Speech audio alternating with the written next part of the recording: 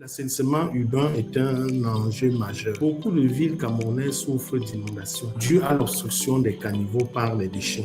L'assainissement est une responsabilité collective, mais l'État doit montrer l'exemple. Aujourd'hui, nous allons faire notre éco-interview avec Monsieur Chante Chouba Angelbert. Moi, je l'appelle Monsieur Angelbert, qui est un spécialiste de l'assainissement au Cameroun. C'est un spécialiste international, mais il intervient beaucoup plus sur des sujets au Cameroun. Et qui est un ancien encadrant de stage que j'ai eu dans ma 4e année chez ERA Cameroun, dans la société de mon ancien professeur de gestion des déchets, le professeur Ninkam, qui est décédé malheureusement en début d'année. C'est une nouvelle qui m'a un peu touchée parce que je me suis dit c'est un peu tôt parce qu'il n'était pas si vieux que ça. Mais je suis reconnaissante de tout ce que j'ai appris grâce à eux et contente aussi d'avoir l'occasion de discuter avec une personne qui m'a encadrée il y a quelques années et qui a un peu nourri la personne que je suis aujourd'hui. Depuis un bon nombre d'années, on n'a pas perdu le contact. On s'écrit sur mes projets, mes aventures, mes activités. Et il n'a jamais cessé de m'encourager. C'est pour ça que lorsque je lui ai envoyé la demande pour faire cette éco-interview, il m'a dit ravi, je serais très ravie. Le sujet de la vidéo d'aujourd'hui, c'est la place de l'assainissement. J'ai voulu ce sujet un peu assez large. On va poser des questions assez spécifiques sur l'assainissement. On va commencer à l'échelle de la ville et rentrer dans le bâtiment. Et on va finir par un certain nombre de conseils et d'astuces qu'on peut vous donner à vous, les porteurs de projets, pour bien penser vos systèmes d'assainissement dans vos projets de construction. Si vous avez des questions à lui poser, n'hésitez pas à vous abonner. Donc, je vous invite à nous suivre lors de cet échange qui a été très, très riche.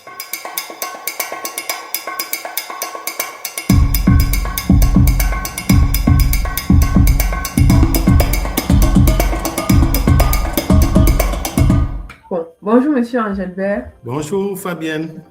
Vraiment, merci d'avoir accepté cette invitation. Je suis très heureuse de vous revoir. Je pense que ça fait presque 7 années qu'on ne s'est pas vu parce que j'avais fait un stage chez ERA Cameroun où vous étiez un de mes encadrants. Donc, je suis très ravie aujourd'hui de vous rencontrer comme étant aussi moi un posture de professionnel pour échanger sur des questions un peu techniques et donner aux personnes qui nous suivent un maximum d'informations sur les sujets liés à l'assainissement. Je vais te donner l'occasion de te présenter. Donc, présente-nous de la manière dont tu préfères.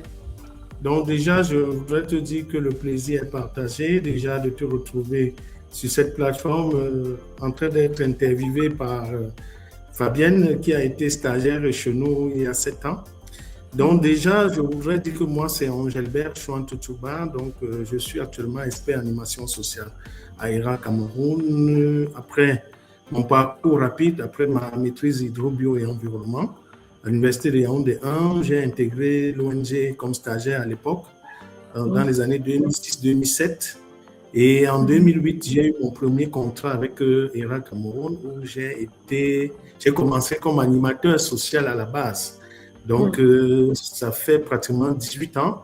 J'ai tour à tour occupé le poste d'animateur social, superviseur et aujourd'hui expert en animation où je coordonne toute une division, la division sociale à ERA Cameroun.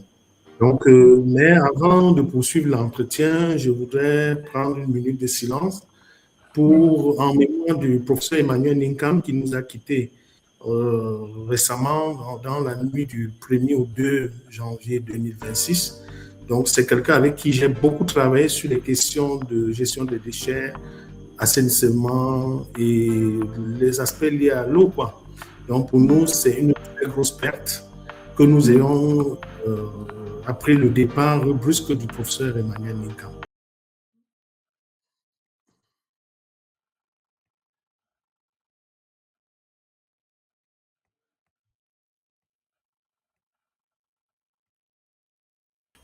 Après 7 minutes de silence, je vais revenir dans ce que nous sommes donnés comme objectif, poursuivre les actions que nous avons déjà commencées depuis quelques années dans le cadre de multiples projets.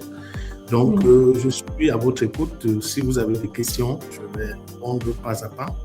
Avant qu'on passe vraiment aux questions spécifiques qu'on a préparées pour toi, est-ce que tu peux nous donner plus de détails sur ton expertise dans le domaine de l'assainissement et ce que tu fais au quotidien sur ces sujets-là? Oui, c'est vrai que dans le cadre de l'assainissement, nous avons réalisé dans plusieurs projets des latrines écologiques des établissements. Et l'autre travail que nous avons réalisé, c'était en 2013, 2012, 2013, avec la commune de Baganté, où le travail que nous avons fait avec l'actuel ministre de l'Habitat, Mme Célestine Kétia-Cortez, qui à ce moment était maire, cela nous a permis d'avoir le premier prix national fécond sur les bonnes pratiques en matière d'assainissement. Donc, c'était à cette période, c'était la première fois qu'on lançait ce genre d'initiative. Et Baganté avait eu le privilège, à travers les actions que nous menions là-bas, dans le cadre d'un projet, le projet de maîtrise d'ouvrage durable dans le secteur de l'assainissement au Cameroun, qui était financé par l'AIMF, la Fondation Veolia et bien sûr d'autres partenaires, le SIAP à l'époque. Donc, du coup, ça a été quelque chose qui nous a véritablement donné de la joie de voir que cette commune qui montrait véritablement l'intérêt sur ces questions avait reçu le premier prix national fécond. Par la suite, nous avons réalisé dans d'autres projets des latrines qui n'ont pas véritablement marché comme ceux de Baganté, parce qu'à Baganté, c'était déjà toute une école. À Baganté, juste aujourd'hui, je vous dis que si vous allez à Baganté, vous allez vous rendre compte qu'au niveau des écoles qui ont bénéficié, par exemple, à l'époque de ces latrines-là, on fait de la valorisation, par exemple, on fait la valorisation des produits, par exemple, de ces latrines-là, par exemple, les urines sont utilisées comme engrais. Donc, il y a aussi il y a les urines, il y a les sels qui, lorsque un des compartiments est plein, on peut l'utiliser maintenant comme compost dans les champs. Donc, c'est vrai qu'après Baganté, il y a la commune de Fokwe qui, à travers le projet qui a été financé par l'Union européenne dans les années 2018-2022, qui a également bénéficié de l'encadrement que nous avons fait sur Baganté. Donc, cela a permis à la commune de mieux orienter, par exemple, un certain nombre de choses sur les questions de l'assainissement. Mais si on est un peu entré dans le technique, mais vraiment, je garde ce souvenir-là parce que je pense que mon stage était à mi-parcours entre le projet à Baganté et à Fokwe. Et j'avais justement travaillé sur un modèle de toilette à cet effet. Et bon, je suis très contente que Baganté, qui est mon village, ait bénéficié de votre expertise, du moins. Donc, on va passer à la première question un peu technique. Comment favoriser l'assainissement dans nos villes? Et est-ce que vous avez des conseils et des solutions pratiques? Je tiens à rappeler ceci, l'assainissement urbain est un enjeu majeur au Cameroun, car il touche directement la santé publique, l'environnement et la qualité de vie des populations. Donc, pour améliorer durablement, il faut agir sur plusieurs leviers. Donc, premièrement, sensibiliser et responsabiliser les populations. Ça, c'est le premier niveau. Donc, par exemple, il faut noter qu'une population informée est une population plus responsable. Donc, deuxième levier, il faut renforcer, par exemple, la gestion des déchets. Donc, ici, il faut améliorer, par exemple, tout le système de gestion des déchets et mettre à disposition des bacs à ordures suffisants et accessibles, quoi. Donc, les déchets, normalement, doivent devenir une ressource, quoi, s'ils sont bien gérés. Troisième levier, par rapport à cette question, il faut améliorer l'assainissement liquide et le drainage. Donc, il faut relever que beaucoup de villes camerounaises souffrent d'inondations dues à l'obstruction des caniveaux par les déchets. Donc, il y a également l'absence de latrines adéquates. Je dis c'est un vrai sujet, ça, les latrines. C'est un vrai sujet. Oui, Là, en ville, quand tu as un besoin pressant, tu ne sais pas où te mettre à l'aise. Et après, même, comme il n'y a pas de système d'assainissement collectif, c'est un peu compliqué. Très important. Donc, du coup, il faut penser à la construction des latrines modernes et accessibles. Donc, par exemple, et aussi procéder à l'interdiction, par exemple, de rejet des eaux usées dans la rue, quoi. Donc, quatrième levier sur comment favoriser, par exemple, l'assainissement dans nos villes, il faut renforcer le rôle des communes et l'application des lois. Les municipalités, par exemple, doivent mettre en œuvre de véritables plans communaux d'assainissement Donc, appliquer, par exemple, les sanctions contre l'insalubrité. Oui. Oui. Donc, il collabore aussi avec les associations ou les ONG. Donc, du coup, l'assainissement est une responsabilité collective. Mais l'État doit montrer l'exemple. Donc, le cinquième élément, c'est-à-dire que le cinquième niveau, c'est, par exemple, encourager les initiatives communautaires et l'innovation. Donc, il faut que les actions simples puissent être faites, quoi. Par exemple, l'organisation des journées de nettoyage, par exemple, la création des comités de salubrité des quartiers, donc les soutiens aux jeunes, par exemple, entrepreneurs du recyclage. Oui. Donc, voilà un peu en gros quelques éléments que je peux donner par rapport au premier volet de votre question. Donc, moi, ce que je dirais en conclusion, c'est que favoriser l'assainissement dans nos villes, ce n'est pas seulement nettoyer, hein, c'est éduquer, organiser, responsabiliser chaque citoyen avec l'appui des autorités locales. Merci pour cette réponse qui est très bien construite et qui relève que l'assainissement, c'est la chose de tous. Donc, le temps que peut-être le pouvoir public se mette en place et de définisse l'assainissement à l'échelle de la ville, lorsque quelqu'un vient se construire, il vient construire son bâtiment dans une zone, comment est-ce qu'il fait? Personnellement, moi, j'accompagne des personnes qui font des projets sur des zones un peu isolées, où il n'y a pas encore forcément des habitations. On traite bien sûr les sujets de VRD, c'est-à-dire voirie, réseau divers, tout ce qui est gestion des eaux sur la parcelle, pour que ça sorte du terrain de la personne. Mais comment est-ce qu'il va faire pour ne pas déverser les eaux dans la ville alors que la ville n'a pas encore été pensée, qu'il n'y a pas encore peut-être un cadre qui est défini? Ce serait bien que les ménages de ce type arrivent à faire un système de traitement individuel, quoi, à leur niveau. Et l'un des aspects que je mentionnais tout à l'heure, c'est la sensibilisation. Parce que les municipalités doivent rentrer véritablement dans le ban pour accompagner les populations. Parce que et leur dire un peu ce qui est réellement attendu d'elles dans la gestion, par exemple, de ce type de déchets, ces eaux-là. Donc, en réalité, c'est un peu ça. Je vais m'appuyer sur la réponse que tu viens de donner pour passer à la deuxième question où on rentre spécifiquement dans le bâtiment. Quelles sont les solutions de traitement, que ce soit des déchets ou de tout ce qui est eau usée, eau grise, qu'on peut mettre en place sur une parcelle et après peut-être objectiver en donnant une échelle de coût de maintenance qui pourrait être induite par ces solutions. Okay. Par rapport à cette question-là, moi je dirais que pour les projets de construction, l'assainissement doit être intégré dès la conception et non ajouté après. C'est-à-dire que les solutions doivent être adaptées au type d'habitation, au sol, au budget et au milieu urbain ou périurbain. Donc voilà pour introduire par rapport à cet aspect, quelles sont les solutions d'assainissement que je peux conseiller, par exemple, pour les projets de construction, notamment les maisons d'habitation. Il faut également privilégier un assainissement autonome bien conçu. Parce que dans la majorité des villes camerounaises, les réseaux d'assainissement collectif sont limités. Donc, il est donc recommandé. Il y en a d'ailleurs, il y en a, parce que je ne sais pas. Il y en a. Oui, il y en a, donc, par exemple à Yaoundé, mais comme je disais, c'est limité. Donc, il faut installer, par exemple, des fosses septiques normalisées, donc étanches, dans les domiciles. Prévoir, par exemple, un échange loin, donc, bon, respecter, par exemple, les distances de sécurité par rapport aux pluies, forages et habitations. Et ça, c'est une bonne mesure à appliquer parce que sinon, on se retrouve à contaminer les eaux que les populations consomment.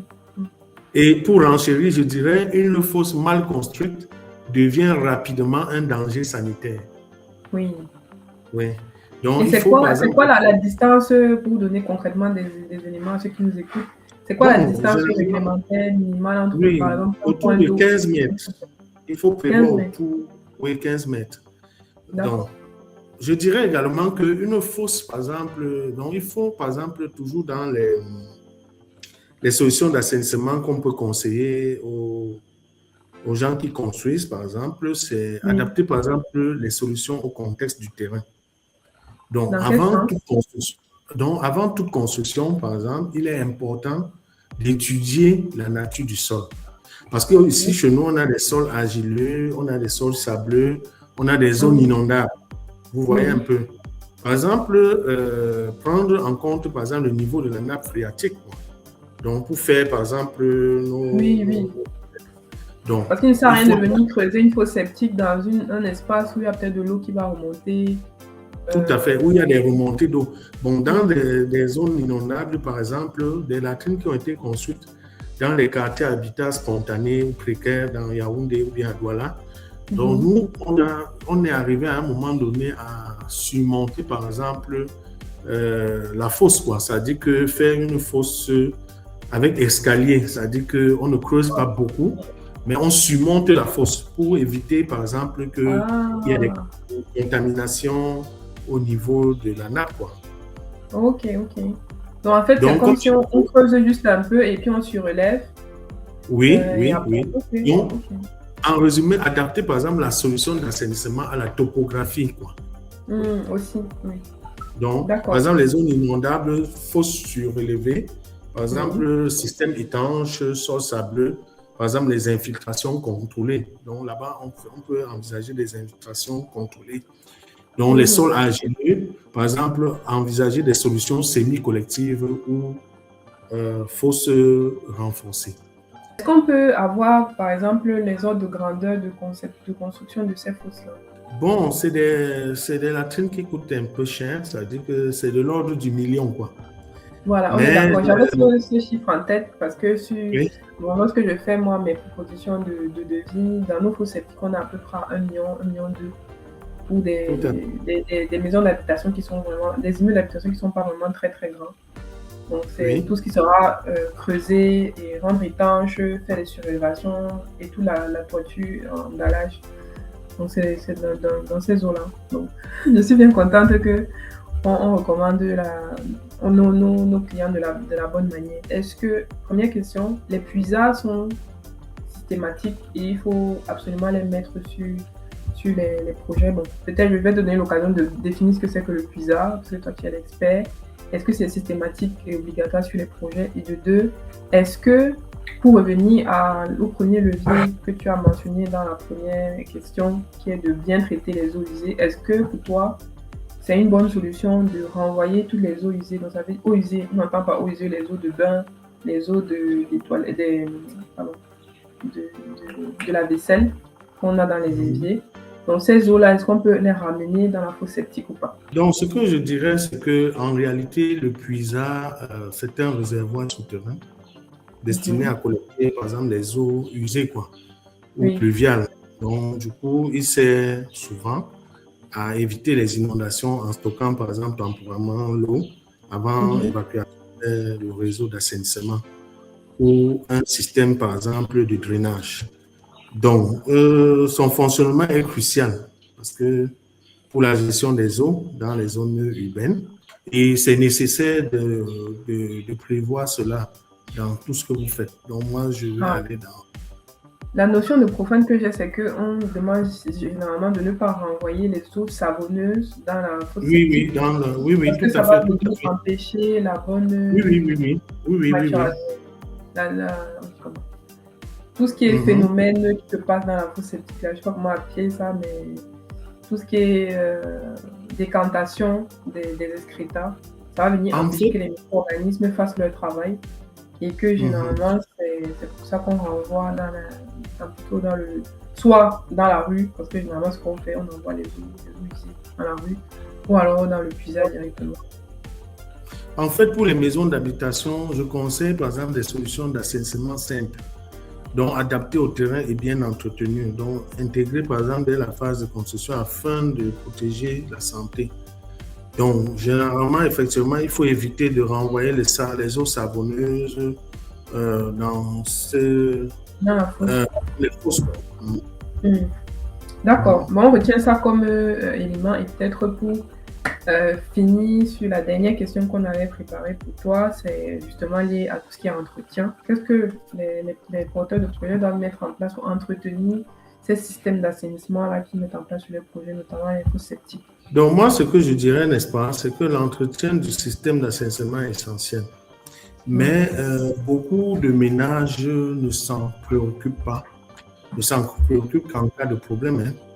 Mm. Donc, pourtant, certaines solutions simples permettent d'éviter, par exemple, les pannes, les mauvaises odeurs et les risques sanitaires. Donc, Mm. première chose, c'est qu'il faut penser à vidanger, par exemple, les fosses avant elles ne débordent, quoi. Oui. Donc, beaucoup de gens attendent que la fosse soit pleine ou que les toilettes se bouchent. Donc, Ouh là là. il faut envisager des vidanges préventives tous les Mm. 2 à 4 ans, selon l'usage. Deux, C'est trois, ce quatre qui ans. est recommandé, quoi. Mhm. Mhm. Donc, une fosse, par exemple, non vidangée, contamine le sol et les eaux usées. Donc, Mm. voilà un peu ce que je pourrais dire. Donc, Comme recommandation cruciale. oui. Ok. Donc, Et oui, il faut il faut éviter. éviter, par exemple, de jeter n'importe quoi dans les toilettes. Merci. Ça, c'est quelque chose qu'on Mhm. oublie de dire. Et Oui. même lorsqu'on a fait des affichages spécifiques, donc surtout dans des établissements qui reçoivent du public, de dire ne jetez pas ceci dans les toilettes. Les gens, ils s'en Mhm. foutent. Donc, c'est assez compliqué. Donc, merci Oui. pour vos réponses. Et bon, combien coûte la vidange de la fosse septique? Oui, actuellement, maintenant, ça dépend. Il y a plusieurs paramètres ça dit la distance par rapport au lieu de vidange, donc par rapport au domicile. Mais Mhm. une vidange, donc quand c'est des moments de promotion, on est autour de 50 000 quand ils lancent les promotions, mais Mhm. c'est de l'ordre de 50 à 100 000 francs. Ok. Ah, c'est vraiment. Mhm. Moi, je pensais que c'était vraiment quelque chose dans l'ordre de 200 000, 250 000. Et que c'est pour ça que Donc, les gens ont du mal à forcément aller vers ce service-là. Pourtant, il est très essentiel. oui, comme je disais, ça fluctue en fonction de la zone où vous vous trouvez. Par exemple, si c'est au niveau de Yaoundé, Mm. on peut être dans les 100 000, c'est-à-dire Mm. qu'une vidange dans la ville. Bon, maintenant, si c'est dans les périphéries, par exemple, les zones retirées, on peut D'accord. on peut aller chercher un peu plus, quoi, par Ok. rapport à la. Ah oui, c'est surtout parce que les entreprises, ceux qui les font, sont beaucoup plus dans les villes et aller un peu plus loin, ça a un coût en termes de transport. Ok, Tout ben à fait. merci. On va finir cet entretien par une question pratico-pratique. Ça, c'est le dernier volet de notre entretien où je vais vous donner un cas pratique et vous allez un peu donner votre avis d'expert. Alors, on a ce projet en zone rurale et pour le coup, en disant qu'on est dans un village où on est sur une Mhm, parcelle qui est très vierge et on voudrait proposer aux porteurs de projet un système d'assainissement. Vers lequel devons-nous tendre, sachant qu'on est dans une zone où l'accès à l'eau est difficile et que mhm, mettre en place des systèmes un peu plus complexes vont présenter un frein parce que ça va être plus coûteux. Donc, mhm. est-ce qu'on pense, à quelle solution peut-on penser? Est-ce qu'on met du tout venant, c'est-à-dire juste un trou où on va mettre les toilettes pour que les personnes puissent venir se mettre à l'aise? Ou alors, quelle autre solution avez-vous en tête? Moi, je n'ai pas d'autres propositions parce que je ne suis pas forcément experte. Et est-ce que vous avez des propositions à nous faire? Peut-être que ça va faire écho au projet à Baganté que tu as eu à gérer. Effectivement. À moi, ce que je dirais, c'est envisager des systèmes où on va limiter au maximum la pollution, que ce soit Mhm. la pollution de la nappe ou bien. Donc, c'est des systèmes vraiment. Si, par exemple, à Baranté, c'est une zone, c'était des zones périurbaines, il y avait une partie urbaine et périurbaine. Mhm. En réalité, on a mis des systèmes de latrines sèches. En Mhm. fait, ici, le système de latrines sèches, ça permettait quoi? De protéger d'abord la nappe, d'éviter les mouches, les odeurs autour de ces ouvrages-là. Parce que quand vous construisez, par exemple, ce modèle de latrine sèche, il y a plusieurs aspects, paramètres qui rentrent en jeu. C'est-à-dire que le premier aspect qui rentre en jeu, c'est quoi? On tient compte de la direction du vent pour Ah, que la latrine soit ventilée. Donc, oui, on tient compte de la direction du vent donc pour permettre la ventilation de la latrine. Et une fois que c'est fait, c'est très difficile, par exemple, qu'on ait au niveau de cette latrine des odeurs. Parce que, en réalité, quand les consignes d'utilisation sont respectées, ces latrines, véritablement, vous pouvez même manger à l'intérieur de ces latrines parce qu'on n'a pratiquement pas d'odeur et, et l'environnement est sain, quoi. Parce que si vous avez même un puits qui se situe à côté, on est sûr que vous n'allez pas boire l'eau des WC, l'eau des caca, parce que cette latrine, cette toilette, cette eau-là est de bonne qualité.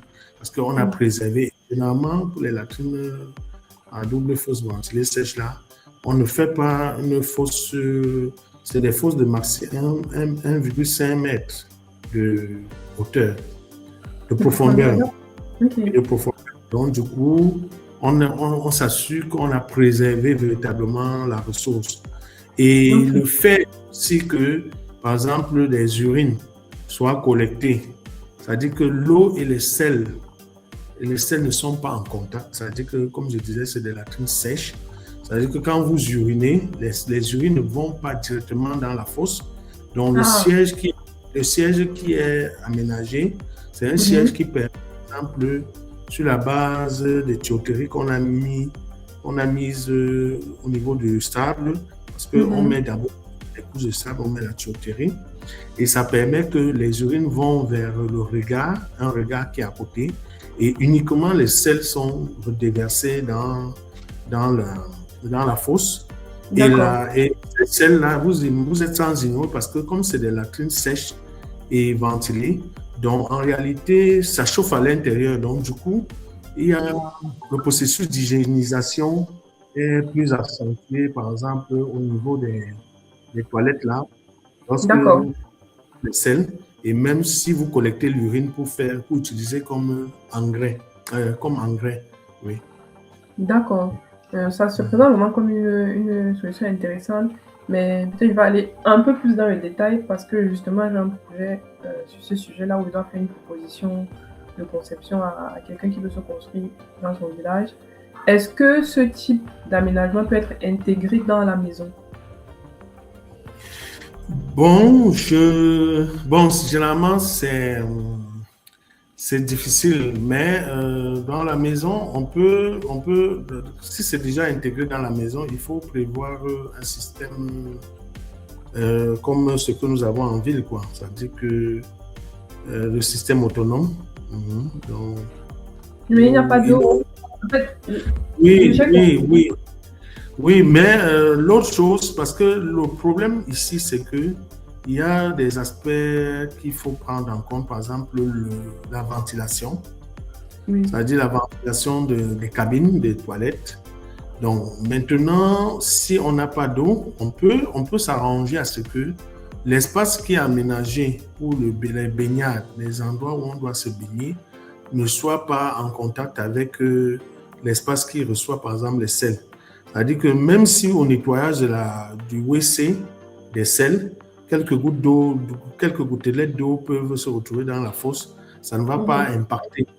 Donc du coup, c'est possible de faire un espace, d'aménager un espace où on va uniquement déféquer et un endroit où on peut se laver sans problème pour éviter justement qu'on ait les problèmes que nous avons.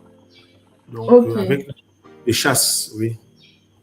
Je pense que ceux qui nous écoutent ont bien compris que cela relève de votre expertise, que pour le coup, EcoBuilder, on va vous appeler pour cette consultation-là pour vous donner une solution adéquate parce que le client, il veut avoir ses toilettes dans la maison. On est déjà parti sur le principe où on sépare bien l'espace où on se douche de l'espace où on se met à l'aise.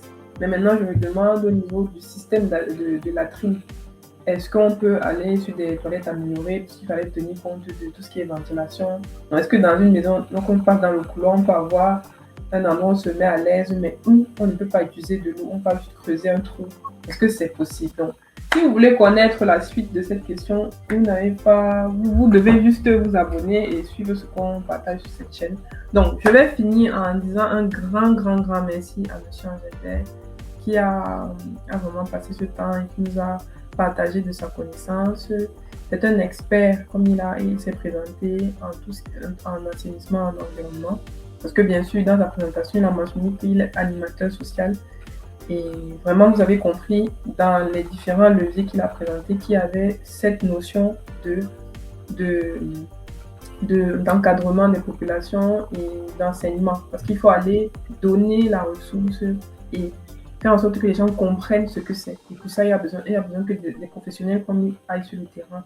Et même dans tout ce qui est rédaction d'études d'impact environnemental et social. Donc, merci pour pour l'expertise qui a été partagée aujourd'hui, monsieur Angel. J'ai toujours ce mal à vous. On est quitté de la période où vous voyez et maintenant on se tutoie depuis peu et aujourd'hui je me suis un peu emmêlé les pinceaux. Moi, je voudrais vous dire un grand merci pour ce que vous faites. Ça nous touche vraiment de penser à nous de temps en temps et ça nous fait comprendre que on a véritablement du pain sur la planche. On doit travailler dur pour pouvoir améliorer ce besoin qui est partagé. Et tant que nous n'aurons pas des villes viables, nous ne serons pas de tout repos, quoi. Donc, du coup, cette question d'assainissement est très cruciale et capitale pour notre environnement. Donc, du coup, on doit continuer à travailler, à penser des solutions qui soient les plus innovatrices possibles pour que nous puissions vivre effectivement dans des systèmes comme ce que j'ai vu quand j'étais de passage récemment en Europe, en France. Je suis allé en Belgique, je suis allé également en Allemagne. Donc, c'est des systèmes... Oui, c'est des systèmes assez bien développés. Donc, du coup, ici, chez nous en Afrique, on devrait également penser à faire quelque chose dans cette logique-là qui permet véritablement un meilleur vécu, quoi, au niveau de notre environnement. Non, merci. Vous avez bien compris qu'on a du pain sur la planche, donc tous les professionnels sont mobilisés sur ces sujets-là. Et voilà, donc ce sera le mot de la fin. On continue à travailler parce qu'il y a encore tellement de choses à faire chez nous. Donc, merci encore et à très vite.